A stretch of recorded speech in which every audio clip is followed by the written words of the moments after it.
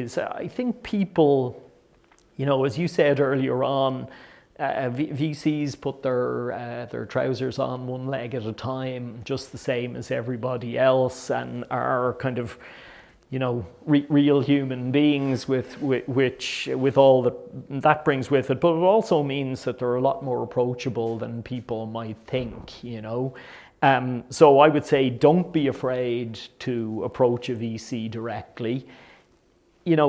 Make sure you've got your ducks in a row a little bit. You want to have, ideally, a decent articulation of what's the problem, what's the big problem that you solve, what do you do that enables you to solve it uniquely. And, if you've got a nice articulation of that, you're probably good to go. So you can approach VCs directly, and don't be afraid to do that.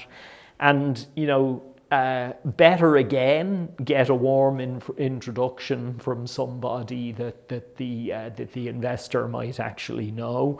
And it's kind of your job as an entrepreneur to find that warm introduction.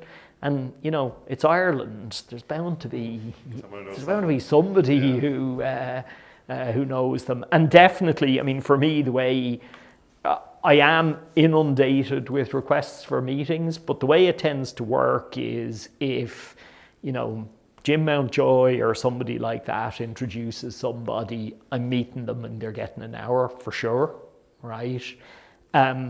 If I get an absolutely cold inbound, I'll probably ask you to send me a deck first, right? And when I say a deck, under no circumstances send me a 40-page Word document, right? Because I'm just not reading it, ever.